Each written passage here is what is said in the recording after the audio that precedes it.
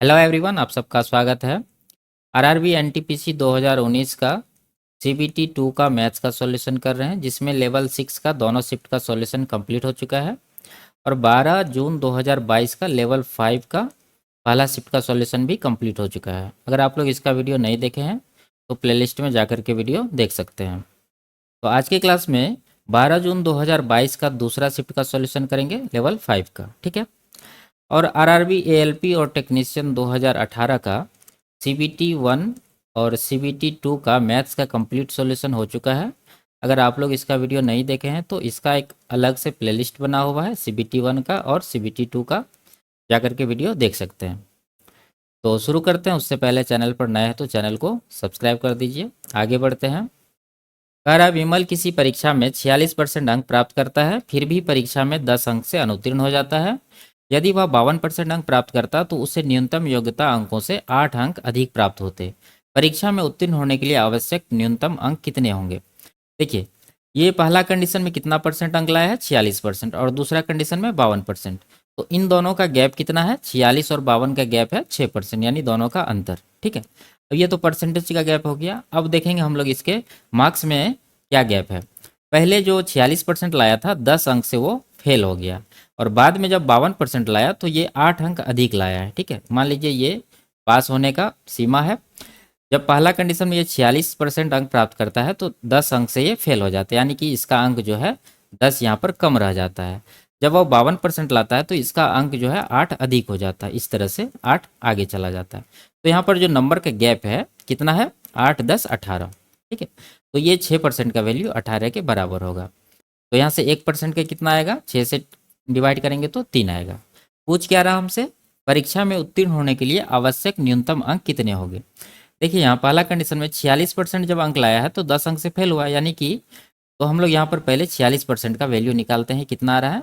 1% का 3 है तो 46 का कितना होगा? 40 या 120 और 18, 138। ठीक है। 138 नंबर लाएगा, फिर भी ये 10 अंक से फेल हो जाएगा। तो इसको पास होने के लिए ये 10 अंक भी चाहिए, तो ये 10 20 में जोड़ देंगे तो टोटल कितना हो जाएगा? 148, 148। ऑप्शन नंबर सी इसका सही आंसर है। आगे बढ़ते हैं। जब किसी संख्या के 3/4 भाग को 126 के 6/7 भाग से घटाया जाता है तो उत्तर 33 प्राप्त होता है। संख्या ज्ञात कीजिए। देखिए, वो मान लीजिए कि वह संख्या जो है x है। x का 3/4 भाग को किस में घटाया जाता है? 126 का 6/7 में। तो इसका हम लोग निकाल लेते हैं कैलकुलेट करके। 7 से कटाएंगे 18 बार में। 18 गुना 6, 108। अब ये 108 में माइनस करेंगे ये x का 3/4, ये हो जाएगा 3x/4। तो कितना प्राप्त होता है? 33। तो यहाँ से 33 को इस तरफ ले आते हैं तो ये हो जाएगा 108 माइनस 33 बराबर इधर हो जाएगा 3x/4। तो इसको ये कितना हो जाएगा? 5, यहाँ पर 7, 75 हो रहा। 3x/4।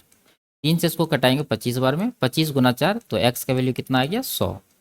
तो ऑप्शन नंबर ए इसका सही आंसर है। आगे बढ़ते हैं। किसी आयताकार भूखंड की लंबाई और चौड़ाई क्रमशः 10.5 और 8 मीटर है। 15.25 प्रति वर्ग मीटर की दर से पूरे भूखंड में घास लगाने की लागत ज्ञात कीजिए। तो सबसे पहले हम लोग को आयताकार भूखंड का क्षेत्रफल निकालना होगा। तो क्षेत्रफल क्या होता है? लंबाई गुना चौड़ाई, यानी कि इन दोनों को गुना करना। तो कितना हो जाएगा? 10 8 80, और 8 को जब 0.5 में गुना करेंगे तो ये हो जाएगा 4। तो 80 और 4 ये हो जाएगा 84, यानी कि इसका क्षेत्रफल कितना आया है? 84। अब लागत निकालना है तो 1 मीटर स्क्वायर का लागत इतना है, तो 84 का निकालने के लिए इसमें गुना करना पड़ेगा 15.25 से। ठीक है। तो अब गुना तो लंबा हो रहा है तो हम लोग क्या करेंगे, पहले ये जो पूर्णांक है दशमलव से पहले इसको 84 में गुना कर लीजिए। तो कितना होगा? 15 चौके 60 बचा 6, 15 अट्ठा 120, 6 126, इधर हो गया 1260। अब दशमलव के बाद वाला गुना करेंगे, यानी कि 0.25 होता है 1/4। तो 84 का 1/4 जब करेंगे तो कितना आएगा? 21। तो 21 हम लोग इसमें जोड़ेंगे तो टोटल कितना आएगा? 1260 और 21, 1281। तो ऑप्शन नंबर ए इसका सही आंसर है। आगे बढ़ते हैं। किसी ठोस अर्धगोले का पूर्ण पृष्ठीय क्षेत्रफल 1848 सेंटीमीटर स्क्वायर है। अर्धगोले के समतल पृष्ठ के व्यास की लंबाई कितनी होगी? तो अर्धगोला का संपूर्ण पृष्ठीय क्षेत्रफल क्या होता है? 3πr²। ठीक है, r², जो कि दिया हुआ कितना? 1848।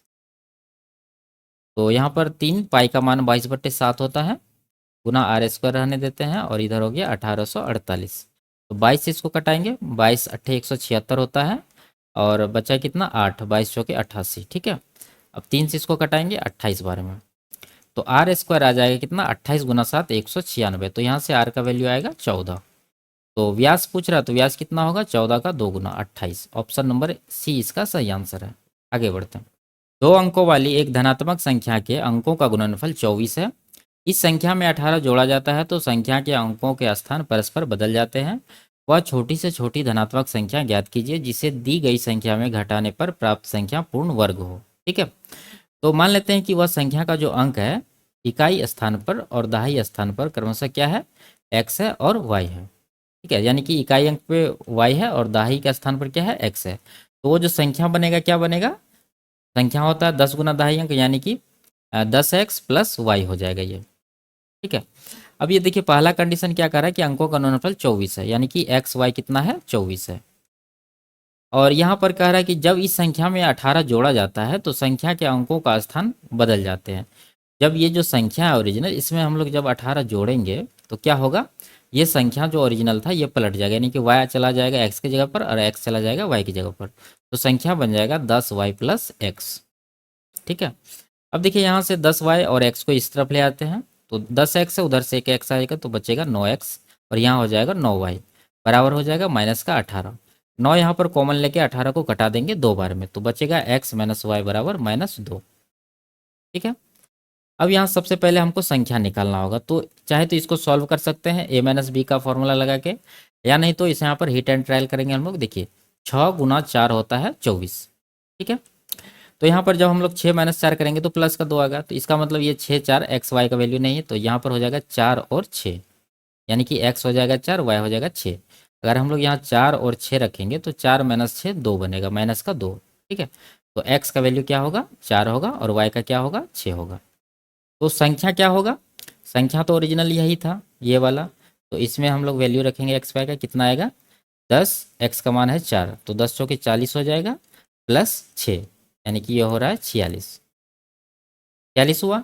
अब इसमें से हम लोग कौन सा संख्या माइनस करेंगे कि वर्ग संख्या प्राप्त होगा, तो 46 से जस्ट नीचे कौन सी संख्या है 36, तो 46 में जब हम लोग 10 माइनस करेंगे तो 36 प्राप्त होगा, जो कि एक पूर्ण वर्ग होगा। तो हम लोग को घटाना क्या है 10, तो इसका आंसर होगा 10, ऑप्शन नंबर डी। आगे बढ़ते हैं, इसको सॉल्व करना है। देखिए 9 से 162 को जब डिवाइड करेंगे तो कितना आएगा 18, फिर 3 से जब 18 को डिवाइड करेंगे तो 6 आएगा, 49 से इसको डिवाइड करेंगे तो 7 आएगा, फिर 7 से इसको डिवाइड करेंगे तो 1 आएगा। तो कुल मिला के यहाँ पर 6 है, यहाँ पर 1 है, बीच में माइनस है, तो 6 माइनस 1 5 इसका सही आंसर होगा। आगे बढ़ते हैं। 24 और 18 के लघुत्तम समापवर्तक और महत्तम समापवर्तक का अंतर ज्ञात कीजिए। तो इसका एचसीएफ कितना हो जाएगा, एचसीएफ हो जाएगा 6। ठीक है, 6 तिया 18, 6 चौके 24, और एलसीएम कितना हो जाएगा, एलसीएम हो जाएगा 72। तो इन दोनों का अंतर ही पूछ रहा, तो 72 और 6 का अंतर कितना होगा 66, ऑप्शन नंबर सी। आगे बढ़ते हैं। जब किसी संख्या के एक तिहाई में 5 जोड़ा जाता है तो योगफल 59 प्राप्त होता है, संख्या ज्ञात कीजिए। ठीक है, तो इसको एक्स मान के भी सॉल्व कर सकते हैं, नहीं तो देखिए किसी संख्या का एक तिहाई में 5 जोड़ा है तो 59 प्राप्त हुआ, तो हम लोग क्या करेंगे इसका उल्टा करेंगे, 59 में 5 माइनस करेंगे, तो जब 59 में 5 माइनस करेंगे तो क्या प्राप्त होगा 54। ये जो 54 प्राप्त हुआ है वो क्या है, वो संख्या का एक तिहाई है, तो संख्या कितना होगा इसका 3 गुना, यानी कि 54 तिया 162। ठीक है, यानी तो इसको क्या कर सकते हैं हम लोग, मान लेते हैं वह संख्या x का है, x बटा 3 में जब हम लोग 5 जोड़ेंगे तो क्या प्राप्त होगा 59, इसको सॉल्व कर लेंगे तो 162 इसका आंसर आ जाएगा। आगे बढ़ते हैं। ये दिया है और इसका वैल्यू पूछ रहा है। देखिए यहाँ पर क्या है, कॉट स्क्वायर थीटा बराबर 1 plus cos square minus sine square, तो यहाँ पर देखिए 1 माइनस साइन स्क्वायर बराबर क्या होता है कॉस स्क्वायर थीटा। तो यहाँ पर देखिए कॉट स्क्वायर थीटा को हम लोग लिखेंगे कॉस स्क्वायर थीटा बटा साइन स्क्वायर थीटा बराबर हो जाएगा, ये दोनों तो कॉस स्क्वायर बन गया और एक कॉस स्क्वायर पहले से, तो दोनों को जोड़ेंगे तो क्या बनेगा 2 कॉस स्क्वायर थीटा। ठीक है, अब देखिए ऊपर से कॉस स्क्वायर थीटा यहाँ से कट जाएगा, तो यहाँ से साइन स्क्वायर का मान कितना आएगा, साइन स्क्वायर थीटा का मान आ गया 1/2, तो यहाँ से साइन थीटा का मान आएगा कितना, देखिए साइन में यहाँ से जब स्क्वायर हटाएंगे तो यहाँ पर हो जाएगा रूट, यानी कि 1/√2, जो कि होता है साइन कितना का वैल्यू, ये होता है 45 का। ठीक है, तो थीटा का वैल्यू कितना आया 45, तो यहाँ पर रख देते हैं। टेन स्क्वायर थीटा है, यानी कि 10 45 का मान होता है 1/√2, एक होता है सिर्फ, ठीक है। तो 1 का स्क्वायर प्लस कॉस 45 का मान, ये कॉसेक 45 का मान कितना होता है, √2, √2 का स्क्वायर करेंगे तो 2, तो 2 और 1 3, 3 इसका सही आंसर होगा, ऑप्शन नंबर सी। आगे बढ़ते हैं। किसी वस्तु को 1729 में बेचने पर रोहिणी को 30% की हानि हुई, 16% का लाभ प्राप्त करने के लिए उसे वस्तु को किस मूल्य पर बेचना चाहिए। देखिए 1729 में जब बेचा है तो इसको 30% का हानि हुआ है, तो मिला कितना होगा, 70%। यानी ये 1729 जो है 70% का वैल्यू है, और निकालना कितना का है, 16% का लाभ चाहिए, तो वस्तु बिकेगा कितना में, 116 में, 116% में। तो 116% का वैल्यू हम लोग निकालेंगे यहाँ से। तो यहाँ पर जीरो रहने देते हैं, 7 से इसको कटाएंगे, 7 दूना 14, 7 चौका 28, 7 सते 49, ठीक है।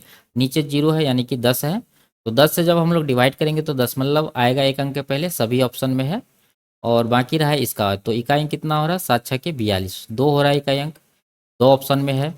अब क्या कर सकते हैं हम लोग, देखिए यहाँ पर 116 4 से डिविजिबल है, 4 से कट रहा है, तो ये ऑप्शन 4 से नहीं कट रहा है क्योंकि इसका लास्ट जो 2 अंक है 4 से नहीं कट रहा है, तो ये आंसर नहीं होगा।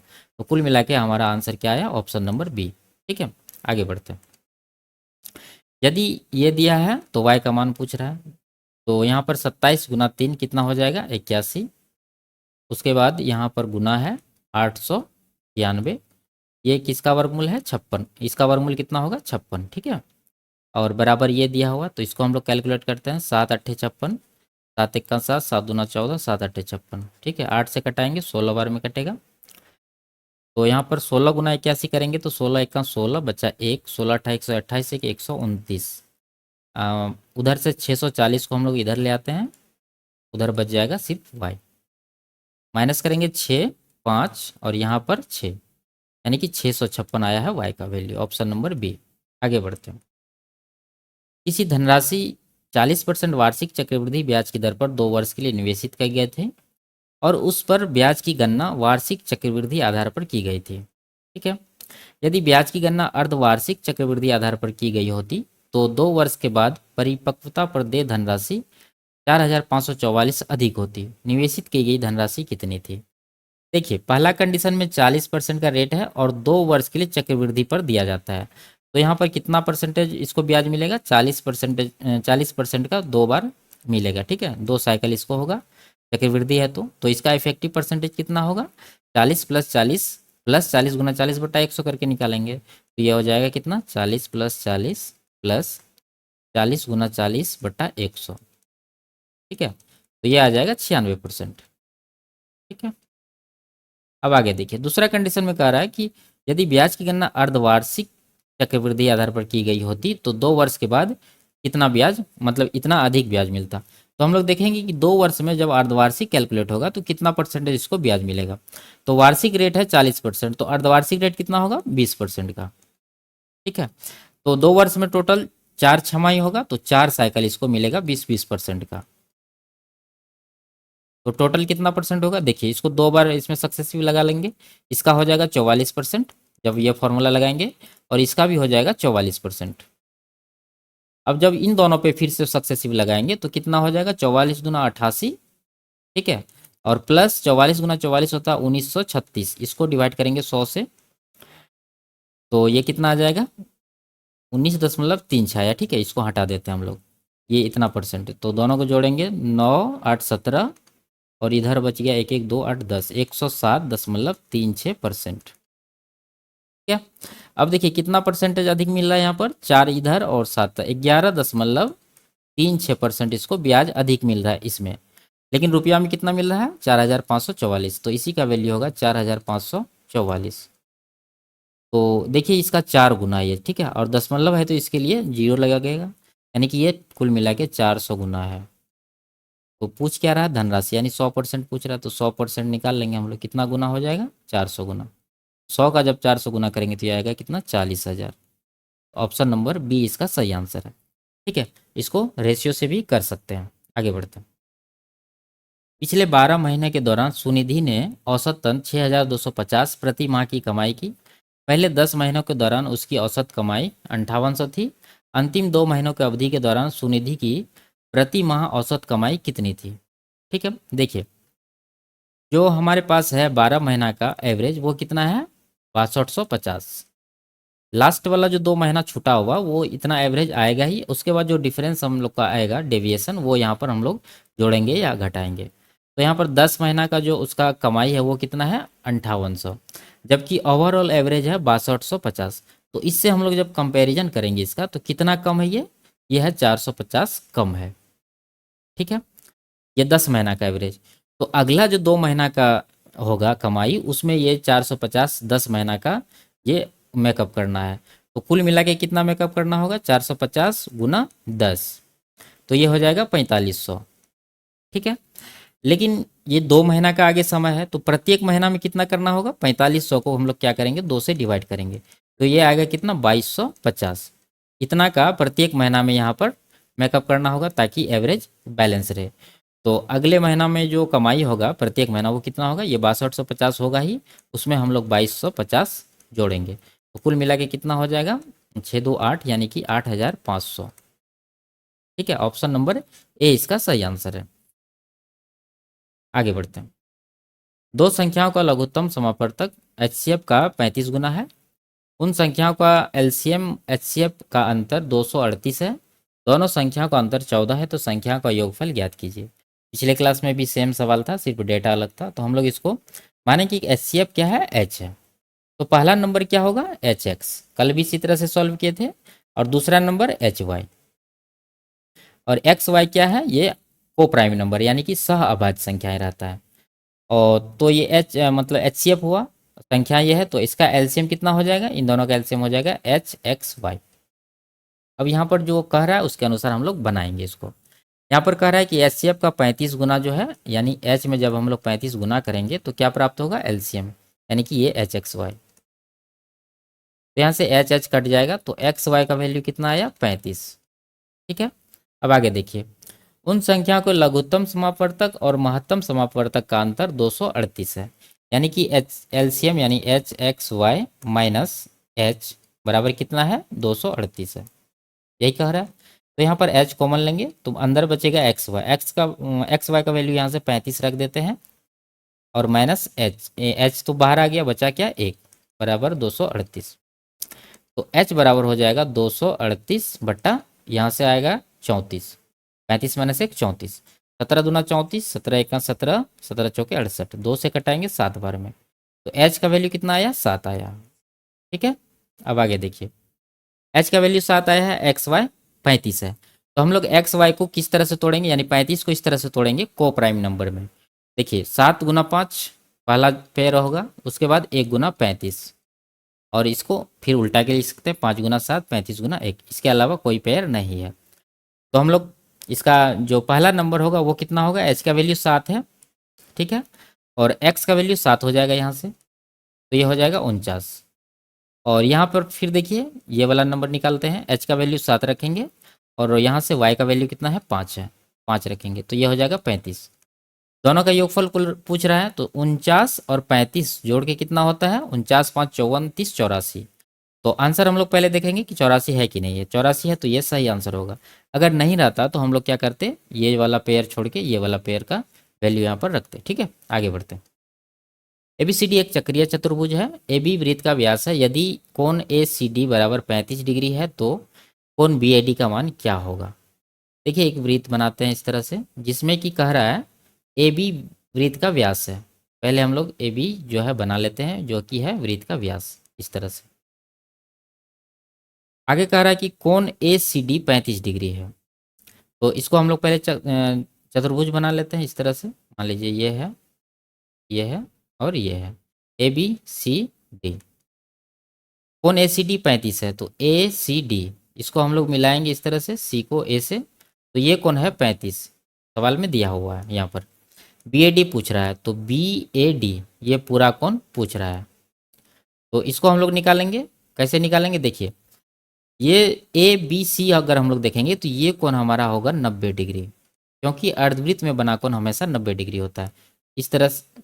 ठीक है, इस तरह से एक अर्धवृत्त हम लोग बनाते हैं यहाँ पर कहीं पर भी, यहाँ से कहीं पर भी अगर हम लोग कोण बनाएंगे इस तरह से, ठीक है, यहाँ पर मिलाएंगे तो ये कितना होगा 90 डिग्री का हमेशा, चाहे यहाँ बनाइए चाहे यहाँ बनाइए चाहे कहीं भी बनाइए, तो ये हो गया 90। और चक्रीय चतुर्भुज में क्या होता है कि इन दोनों कोण का योग 180 होगा, यानी कि ये जो सामने कोण है, कोण ए प्लस कोण सी बराबर कितना होगा 180 डिग्री। तो ये कोण जो सी है वो कितना है 35 और 90, तो ये कितना हो जाएगा, ये हो जाएगा 125 डिग्री। ठीक है, तो दोनों मिला के 180 है, जिसमें कोण सी जो है वो कितना है 25 डिग्री, 125 है। तो कोण ए निकालने के लिए इसमें माइनस करेंगे तो कितना आ जाएगा, ये 55 डिग्री। तो 55 डिग्री इसका सही आंसर होगा, ऑप्शन नंबर सी। ठीक है, आगे बढ़ते हैं। साधारण ब्याज पर दी गई एक निश्चित धनराशि 12% वार्षिक दर से 3 वर्ष में 3400 हो जाती है, धनराशि ज्ञात कीजिए। देखिए 12% की दर से 3 वर्ष में 36% ब्याज मिलेगा, तो 36% ब्याज हो गया, 100% मूलधन, तो कुल मिला के मिश्रधन कितना बना 136%। इसी का वैल्यू दिया है 3400। तो मूलधन पूछ रहा है, यानी कि 100% का वैल्यू हम लोग निकालेंगे। तो 18 से कट रहा है, यहाँ पर 17 से कट रहा है, 17 अट्ठे 136, 17 से 200 बार में, 8 से कटाएंगे इसको 25 बार में कटेगा, तो 25 गुना 100 करेंगे तो 2500 इसका सही आंसर होगा। आगे बढ़ते हैं। किसी लंबवृत्तीय शंकु की तिर्यक ऊंचाई 13 है और इसके आधार का क्षेत्रफल 144 पाई सेंटीमीटर स्क्वायर है। शंकु का आयतन ज्ञात कीजिए। तो यहाँ पर h है 13 और आधार का क्षेत्रफल 144 है, तो आधार का क्षेत्रफल क्या होता है पाई आर स्क्वायर बराबर है 144 पाई। पाई पाई कटेगा तो आर का वैल्यू यहाँ से कितना आएगा 144 का वर्गमूल 12, और एच है 13। आयतन में क्या, तिर्यक ऊंचाई है 13, ठीक है, एल है 13। तो आयतन निकालने के लिए हम लोग को एच की आवश्यकता होगी, तो एच बराबर क्या होगा, देखिए 5 12 13 ट्रिपलेट होता है, तो 12 13 है तो एच कितना हो जाएगा 5, पाइथागोरस से 5 हो गया ये एच। और शंकु का आयतन क्या होता है 1/3 पाई आर स्क्वायर, यानी कि आर है 12, तो 12 गुना 12 करेंगे हम लोग, एच कितना आया है 5, तो 3 से इसको कटाएंगे 4 बार में, तो 5 के 20 गुना 12 करेंगे तो 240 पाई इसका सही आंसर होगा, ऑप्शन नंबर सी। आगे बढ़ते हैं। उस वर्ग का परिमाप ज्ञात कीजिए जिसका क्षेत्रफल 8 सेंटीमीटर और 16 सेंटीमीटर विकर्णों वाले एक समचतुर्भुज के क्षेत्रफल के बराबर है। तो पहले हम लोग को वर्ग का भुजा निकालना होगा जिसका क्षेत्रफल इस समचतुर्भुज के क्षेत्रफल के बराबर है।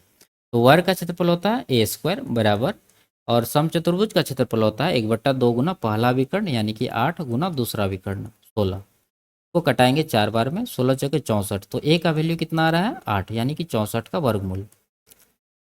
ये जो वर्ग है इसका परिमाप पूछ रहा है, तो परिमाप कितना हो जाएगा 4 गुना भुजा होता है, तो 4 गुना 8 करेंगे तो ये आएगा 32। ठीक है, अगला सवाल देखते हैं। ब्याज की गणना वार्षिक चक्रवृद्धि आधार पर करते हुए राहुल किसी धनराशि को 60% वार्षिक चक्रवृद्धि ब्याज की दर पर 2 वर्ष के लिए निवेशित करता है। यदि 2 वर्ष के अंत में 11,700 ब्याज प्राप्त होता है तो वह शुरू में कितनी धनराशि निवेशित करता है। तो इसको रेशियो से सॉल्व करेंगे।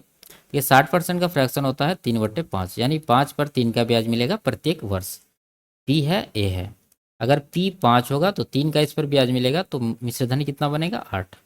तो ये 1 वर्ष का रेशियो है, तो यहाँ पर टाइम 2 वर्ष है, तो हम लोग क्या करेंगे इसका स्क्वायर करेंगे, चक्रवृद्धि है इसलिए स्क्वायर करेंगे, तो ये हो जाएगा 25/64। तो यहाँ पर कितना ब्याज मिल रहा है, जब माइनस करेंगे तो ये आएगा 39 ब्याज मिल रहा है। लेकिन यहाँ रुपया में देखिए कितना ब्याज मिल रहा है 11,700, तो ये 300 गुना है। ठीक है, जब 39 दिया 117 होता, उस पर 2 जीरो है तो ये हो गया 300 गुना।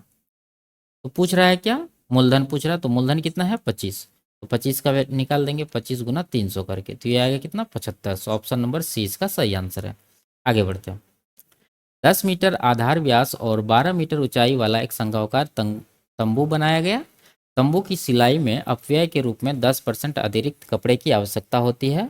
आवश्यक कपड़े का क्षेत्रफल ज्ञात कीजिए। ठीक है, तो तंबू जो बना है इस तरह से, तो उसमें क्या यूज हुआ है शंकु का, सिर्फ कर्व सरफेस एरिया। ठीक है, नीचे वाला आधार पर क्या है जमीन पर रहेगा ये, तो हम लोग को कर्व सरफेस एरिया निकालना है जिसका फॉर्मूला होता है पाई आर एल। तो हमारे पास आर दिया है, यानी व्यास है, तो आर कितना हो जाएगा, आर हो जाएगा 5, तो पाई का वैल्यू पाई ही रहेगा क्योंकि आंसर में है। आर का वैल्यू यहाँ से 5 हो जाएगा, और एल देना है यानी तिर्यक ऊंचाई नहीं दिया है, तो एच दिया है कितना 12, तो यहाँ से पाइथागोरस निकाल के हम लोग एल निकाल लेंगे। ठीक है, तो ये त्रिज्या है 5 और यहाँ पर है ऊंचाई 12, तो 5 12 13 ट्रिपलेट होता है, तो एल का वैल्यू कितना होगा 13, तो यहाँ पर 13 लगाएंगे तो ये हो जाएगा 65 पाई। ठीक है, देखिए ये 65 पाई जो आया ये आंसर नहीं है, यहाँ पर 10% एक्स्ट्रा लेना है, क्योंकि यहाँ पर कह रहा है कि ये जो है अपव्यय के रूप में इसमें 10% अधिक लगता है। तो इसमें हम लोग 65 का 10% यानी कि 6.5 पाई जोड़ देंगे। तो ये कुल मिला के कितना हो जाएगा, 65 6 71.5 पाई। ठीक है, तो ऑप्शन नंबर ए इसका सही आंसर है। आगे बढ़ते हैं। ए और बी एक साथ मिलकर किसी कार्य को 48 दिन में पूर्ण कर सकते हैं। ठीक है, ए प्लस बी 48 दिन में कर सकते हैं। बी अकेले उसी कार्य को 60 दिन में कर सकते हैं। बी इसको 60 दिन में कर सकते हैं। ठीक है, और बी जो है 15 दिन पहले कार्य छोड़ देता, तो पूछ रहा है ए बी कितने दिन तक एक साथ कार्य किया। तो पहले कुल कार्य निकालते हैं। इन दोनों का एलसीएम हो जाएगा कितना, ये हो जाएगा 48 और 60 का एलसीएम 6 चौके 24 यानी कि 240। 48 से इसको डिवाइड करेंगे तो 5 आएगा, ये आएगा 4। देखिए बी का एफिशिएंसी 4 है और यहाँ पर ए प्लस बी का 5 है, तो यहाँ से ए का एफिशिएंसी कितना आएगा, 5 में 4 माइनस करेंगे तो 1। ठीक है, अब दोनों एक साथ कार्य करते हैं। बी कार्य पूरा होने से 15 दिन पहले कार्य छोड़ देता है। देखिए इसको दो तरीके से सॉल्व कर सकते हैं, या तो 15 दिन पहले जो बी छोड़ा है इससे और काम करवा लीजिए, या नहीं तो बी का कार्य जो है इसमें नहीं शामिल करेंगे। ठीक है, तो हम लोग क्या करेंगे, लास्ट में जो बी 15 दिन पहले काम छोड़ा है तो 15 दिन कौन किया होगा, केवल ए किया होगा। तो ए के द्वारा 15 दिन में कितना काम हुआ होगा, देखिए ए का एफिशिएंसी है 1, 1 गुना 15 करेंगे तो ये हो जाएगा 15। टोटल काम है 240, उसमें 15 हम लोग माइनस करते हैं तो ये कितना आ जाएगा 225। अब ये 225 यूनिट कार्य को कौन किया होगा, ए प्लस बी दोनों साथ में किया होगा। तो ए बी का एफिशिएंसी कितना है 5 है, तो 5 से इसको डिवाइड करेंगे तो ये हो जाएगा 5 चौके 20 पचे 25, ये 45 दिन इसका सही आंसर होगा, ऑप्शन नंबर ए। ठीक है, आगे बढ़ते हैं। रामकृष्ण एक संख्या p के 3/4 से एक अन्य संख्या q का 2/3 घटाता है और उसे अंतर के रूप में 5/8 प्राप्त होता है। देखिए p के 3/4 यानी कि ये कितना हो जाएगा 3p/4। इसमें हम लोग माइनस कर रहे हैं q का 2/3, ये हो जाएगा 2q/3। तो उसे क्या प्राप्त होता है 5/8। और पूछ क्या रहा है, p के 9 गुने से q का 8 गुना घटाना है, यानी 9p माइनस 8q करना है, इसका वैल्यू पूछ रहा है। तो हम लोग क्या करेंगे, इसका एलसीएम लेते हैं। एलसीएम आएगा 12, तो 3 या 9p हो जाएगा, यहाँ पर हो जाएगा 4 दूना 8q बराबर 5/8। देखिए पूछ जो रहा है वो यहाँ पर हम लोग के पास है, तो इसका वैल्यू यहाँ से निकालते हैं। तो 9p माइनस 8q का रहने देते हैं और ये 12 को उस तरफ भेजते हैं। 5/8 गुना 12 हो जाएगा, 4 तिया 12, 4 दूना 8, ये हो जाएगा 5 तिया 15/2। तो ऑप्शन नंबर ए इसका सही आंसर होगा। आगे बढ़ते हैं। 36 सेंटीमीटर व्यास और 12 सेंटीमीटर ऊंचाई वाले एक ठोस धात्विक शंकु को पिघलाकर प्रत्येक 3 सेंटीमीटर त्रिज्या वाले समान आकार के ठोस गोले बनाए जाते हैं। ऐसे कितने गोले बनाए जा सकते हैं। ठीक है, तो शंकु का आयतन निकाल करके और ये जो गोला जो बनाया जा रहा है उसके आयतन से डिवाइड करेंगे तो गोला का संख्या निकल जाएगा। तो शंकु का आयतन कितना हो जाएगा 1/3 पाई आर स्क्वायर। तो यहाँ पर व्यास है 36, तो आर कितना हो जाएगा 18। तो 18 गुना 18 गुना एच होता है, तो एच है 12। ये हो गया शंकु का आयतन। इसके आयतन में से हम लोग ये जो गोला निकालना है इसका आयतन से डिवाइड करेंगे। तो गोला का आयतन होता है 4/3 पाई गुना आर क्यूब। आर है यहाँ पर कितना 3, तो 3 का क्यूब कितना हो जाएगा, इसको लिख देते हैं 3 बार क्योंकि कटाना है। पाई पाई कटेगा, यहाँ से 3 और 3 कट जाएगा। उसके बाद 3 तिया 9 हो रहा है, तो इससे इसको काट देते हैं 2 बार में। 3 से इसको काट देते हैं 6 बार में। ठीक है, 4 से इसको काट देते हैं 3 बार में। तो 2 6 12 तिया 36 आया है इसका आंसर, ऑप्शन नंबर डी। आगे बढ़ते हैं। एक संख्या के 29.5% का मान इतना है, तो वह संख्या ज्ञात कीजिए। तो देखिए इसका वैल्यू ये है, तो 100% का निकालना है, तो हम लोग क्या करेंगे 0.59 बट्टा 29.5 और इसको 100 से गुना करेंगे। तो देखिए यहाँ पर ये 5 बार में इसको काटेगा, बाद रहा दशमलव का। तो यहाँ पर 2 अंक पहले है, यहाँ पर 1 अंक पहले है। तो ये यहाँ पर 2 अंक है, 1 अंक के लिए 0 हटा देते हैं और नीचे से 1 अंक कट जाएगा। तो ये आ जाएगा कितना 10/5। फिर इसको कटाएंगे 2 बार में, तो 2 इसका सही आंसर होगा। आगे बढ़ते हैं। एक निश्चित वार्षिक साधारण ब्याज की दर पर 1 वर्ष के लिए निवेशित एक निश्चित धनराशि की परिपक्वता पर देय मिश्रधन 1484 था। यदि ब्याज दर 2% अधिक होती तो प्राप्त मिश्रधन 26.5 रुपया अधिक होता। मूलधन पर निवेशित धनराशि पर कितना ब्याज दिया गया था। ठीक है, तो देखिए 2% अधिक है, लेकिन रुपया में कितना अधिक है, 26.5। तो यहाँ से 100% का हम लोग निकालेंगे, जो कि होगा मूलधन। तो 2 का इधर 50 गुना हो रहा है, तो इधर भी 50 गुना करेंगे, तो वो कितना हो जाएगा, ये हो जाएगा 1325। ठीक है, ये हो गया मूलधन। अब जो यहाँ पर इसको मिला था 1484, तो मूलधन हम लोग इसमें माइनस कर देंगे, यानी कि 1484 ये मिश्र धन है, इसमें ये जो मूलधन आया है 100% 1325 ये माइनस करेंगे। ये कितना आएगा, 14 में से 5 घटा 9, यहाँ 7 में से 2 घटा 5, और यहाँ पर 1, यानी 159 इसका सही आंसर होगा, ऑप्शन नंबर बी। आगे बढ़ते हैं। यदि साइन 2x बराबर ये दिया है, तो निम्नलिखित में से कौन सा 10x प्लस सेक एक्स का संभावित मान हो सकता है। देखिए यहाँ पर जो कॉस और साइन का वैल्यू यहाँ पर दिया है, तो ऑब्जर्व जब करेंगे तो ये पूरा कोण है। जैसे इसको हम लोग क्या लिख सकते हैं, कॉस 60 को साइन 30 लिख सकते हैं, और कॉस 30 को हम लोग साइन 60 लिख सकते हैं। ठीक है, यही चीज़ यहाँ पर भी है, तो दोनों को जब जोड़ेंगे तो 2 बार आएगा ये साइन 60 साइन 30। ठीक है, तो यहाँ पर साइन ये जो दिया है 2x बराबर 2 इंटू साइन 30 और साइन 60 हम लोग इसको लिख सकते हैं। ठीक है, 30 छूट गया है, तो अब यहाँ पर सिर्फ वैल्यू रखना है और मान निकालना है। तो साइन 2x बराबर 2 गुना साइन 30 कितना होता है, 1/2, और साइन 60 होता है √3/2। तो यहाँ से 2 2 कट जाएगा। तो यहाँ साइन में दिया है, तो ये जो √3/2 है ये क्या है, पहले हम लोग लिख लेते हैं यहाँ साइन 2x बराबर, ये है साइन 60 का वैल्यू, साइन 60 डिग्री का। तो 2x का वैल्यू कितना आया है, 60 डिग्री, तो यहाँ से x का कितना आ जाएगा, 30 डिग्री। अब यहाँ पर रखते हैं टेन 30, यानी x का 30 है, तो टेन 30 का मान कितना हो जाएगा, 1/√3 प्लस सेक 30 कितना होता है, 2/√3। तो ऊपर जोड़ देते हैं, क्योंकि हर बराबर है, तो ये हो जाएगा 3/√3, डिवाइड कर देंगे, ये √3 आ जाएगा। ठीक है, तो ऑप्शन नंबर ए इसका सही आंसर है। आगे बढ़ते हैं। एक व्यक्ति 3 मिनट में 825 मीटर चलता है, उसकी चाल किलोमीटर प्रति घंटा में कितनी है। ठीक है, यहाँ डिस्टेंस है 825 मीटर और टाइम है 3 मिनट। ठीक है, तो इसको हम लोग क्या करेंगे, सेकंड में बदल के यहाँ पर लिखेंगे, 60 से गुना करके। तो ये जो आया है मीटर प्रति सेकंड में आया है, तो पूछ रहा है किलोमीटर प्रति घंटा में, तो इसको हम लोग को क्या करना होगा, 18/5 से गुना भी करना होगा। तो इसको कटा देते हैं, 5 से ये हो जाएगा 100, 5 से 16 85 25 25। ठीक है, 165। 3 से इसको कटाएंगे 6 बार में, 6 से इसको कटाएंगे 10 बार में। 10 से 165 को जब डिवाइड करेंगे तो कितना आएगा, 16.5। आगे बढ़ते हैं। दो संख्या का औसत 46 है, एक तीसरी संख्या को मिलाने पर तीनों संख्याओं का संयुक्त औसत 43 हो जाता है, तो तीसरी संख्या ज्ञात कीजिए।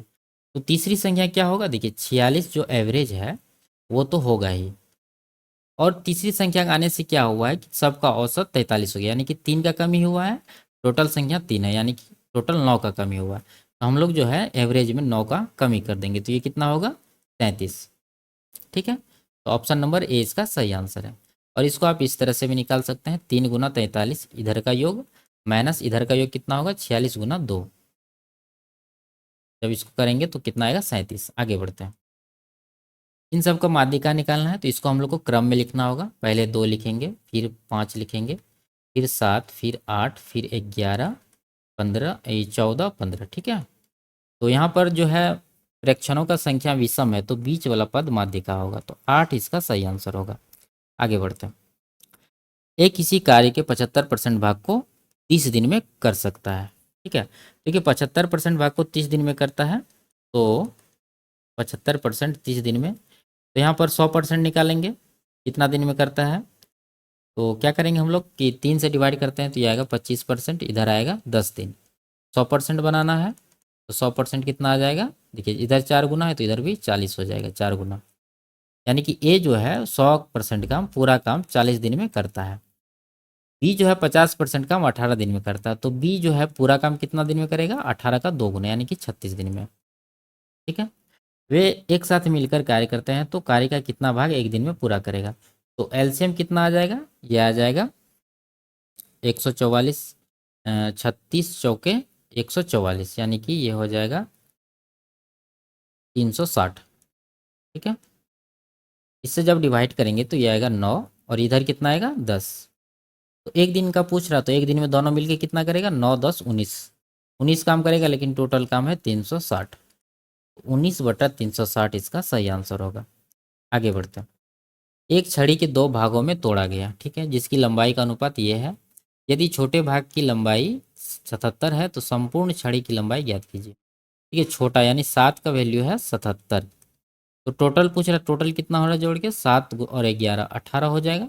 तो 18 का कितना निकालेंगे, 7 का 77, 11 गुना है तो 18 का 11 गुना कर देंगे, यानी कि 18 गुना 11 कितना हो जाएगा, 198। तो ऑप्शन नंबर ए इसका सही आंसर होगा। ठीक है, लेकिन देखिए ये सेंटीमीटर में है, ये सेंटीमीटर में है और मीटर में पूछ रहा है, आंसर दिया है। तो इसको हम लोग 100 से डिवाइड करेंगे तो ये आएगा 1.98।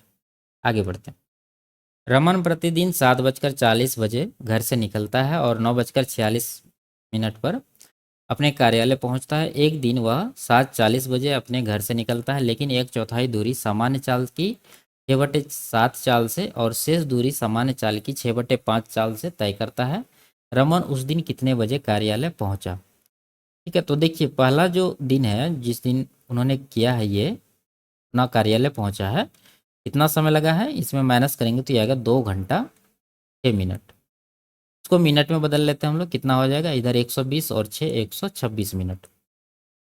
ठीक है, तो प्रत्येक दिन उसको 126 मिनट का समय लगता है। लेकिन एक दिन क्या किया है, 7:40 अपने घर से निकला है, लेकिन एक चौथाई दूरी सामान्य चाल की इतना चाल से और शेष दूरी सामान्य चाल की इतना चाल से तय करता है। तो रमन उस दिन कितने बजे कार्यालय पहुंचा। तो कुल मिला के हम लोग को ये वाला समय निकालना है। तो क्या करेंगे हम लोग, ये जो डेली जाता था इतना समय में, वो एक चौथाई जब दूरी कवर करता होगा तो टोटल समय का एक चौथाई समय वहाँ पर लगता होगा। जिस रेशियो में दूरी कवर किया होगा उसी रेशियो में इसको समय लगा होगा। ठीक है, तो यहाँ पर जो एक चौथाई दूरी कवर किया है, तो इसमें हम लोग देखेंगे कि एक चौथाई समय इसका निकाल कर कितना होता है। तो 126 को 4 से डिवाइड करेंगे तो ये एक चौथाई हो गया। ये उसका सामान्य समय है, लेकिन उस दिन क्या किया, वो सामान्य चाल की 6/7 चाल से चला है। तो इसका जो समय होगा उस दिन, इसका रिवर्स हो जाएगा, यानी कि 7/6 हो जाएगा, 7/6 हो जाएगा। ठीक है, तो 6×2 = 12, 6×6, तो ये हो रहा है 147/4 मिनट।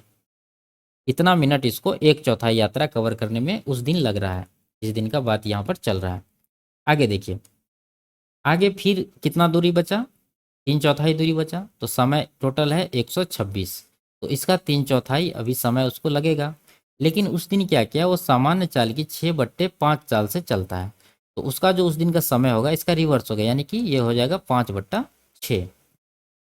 ठीक है, तो इसको कटाएंगे, ये आएगा 21 बार में, 6×2 = 12, 6×6, तो गुना करते हैं, कितना हो जाएगा, अब नहीं कटने वाला है, 5×15 × 21 करना है। ठीक है, तो 15×1 = 15 बचा, 1 15×2 = 30, 31, 315/4 हो रहा है। इतना मिनट इसको लग रहा है 3/4, 3/4 दूरी कवर करने में, लास्ट वाला। अब यहाँ देखिए कुल समय कितना मिनट हो गया, दोनों को जोड़िए, हर बराबर है तो हर के नीचे तो 4 आएगा ही। 7×5 = 12, बचा 1, 1 1 2, 2 4 6, और इधर 3 1 4, यानी 462/4 मिनट लग रहा है। तो हम लोग क्या करेंगे, इसको ये मिनट में है, इसको घंटा में बदल लेते हैं, तो ये कितना आएगा, ये आ जाएगा 4×1 = 4, 4×1 = 4, 4×5 = 20। ठीक है, और यहाँ पर आ जाएगा 5। ये घंटा में नहीं बदले, मिनट में ही है। ठीक है, यहाँ पर डेसिमल में इसको कन्वर्ट कर लिए हैं, 115.5 मिनट हो गया टोटल। अब देखिए कितना बजे शुरू किया था, 7:40 पे, और उसके बाद इसको इतना समय और लगा, तो ये कितना समय है, ये है 1 घंटा, उसके बाद ये बचा 55 मिनट, 55.5 मिनट, यानी 1 घंटा 55 मिनट, और आधा मिनट को हम लोग लिखेंगे 30 सेकेंड। और इसके बाद इतना समय हम लोग जोड़ेंगे, तो 7 घंटा है, 7 में 1 जोड़ेंगे तो 8 घंटा हो जाएगा। और यहाँ पर 40 मिनट है तो 55 मिनट का 20 मिनट इसमें दे दीजिए, तो ये हो जाएगा कितना, 9 बज जाएगा। और इधर बच जाएगा, यहाँ 9 बज गया है और इधर बचा कितना, 35 मिनट, और ये 30 सेकेंड। तो 9:35 और 30 सेकेंड इसका टाइम होगा, ऑप्शन नंबर ए। ठीक है, आगे बढ़ते हैं। निम्न में से कौन सी संख्या 9 से विभाज्य नहीं है। तो देखेंगे कि कौन संख्या का अंकों का योग 9 का मल्टीपल नहीं है। 7 7 14 8 22 3 25 2 27, ये है 9 4 13 14 4 18 ये भी है। 4 5 9 3 12 9 21, ये 21 हो रहा है, 9 का मल्टीपल नहीं है, तो ये इसका आंसर होगा। आगे बढ़ते हैं। दिए गए विकल्पों में से कौन सा लगभग निकटतम मान है जो निम्नलिखित समीकरण के प्रश्न चिन्ह के स्थान पर आएगा। तो इसको लगभग में निकालना है। देखिए इसको, ये 10 के करीब है तो इसको 10 लिखेंगे। पावर जो है 3.001 है तो इसका पावर हो जाएगा 3 लगभग में, ठीक है। और नीचे 5 है, यहाँ पर 0 दशमलव के बाद 001 है तो इसको 5 लिखेंगे। और ये देखिए 3 के करीब है तो इस पर पावर 3 हो जाएगा। और ये जो है 5 के करीब है तो +5 हो जाएगा। तो देखिए 1000 हुआ और इधर 125 + 5, ये जब करेंगे हम लोग तो कितना आएगा 880। ऑप्शन नंबर डी इसका सही आंसर है। आगे बढ़ते हैं। यदि उस वर्ष के दौरान राज्य ए में दर्ज किए गए आपराधिक मामला पाई चार्ट में 14% दिया हुआ है की संख्या 672 थी, तो राज्य सी और राज्य एफ में मिलाकर दर्ज मामलों की संख्या कितनी थी। सिंपल सा है। ए में दिया है कितना 14%, 14% का वैल्यू कितना है 672, तो ये 672 है 14% का वैल्यू। निकालना किसका है, सी और एफ का। ठीक है, सी और एफ ये दोनों है। 30 है 12 है, 30 12 42, 42 का निकालना है। तो 14 से इसको कटाएंगे 3 बार में, 3 गुना 672 करेंगे, इकाई अंक 6 आ रहा है। ऑप्शन नंबर डी में इकाई अंक 6 है तो ये इसका सही आंसर होगा। ठीक है, आगे बढ़ते हैं। तो ये लास्ट सवाल था। वीडियो आपको कैसी लगी कमेंट में ज़रूर बताइए। अच्छी लगी तो वीडियो को लाइक और चैनल को सब्सक्राइब जरूर कर दीजिए। फिर मिलते हैं अगले क्लास में, तब तक के लिए बाय बाय, टेक केयर।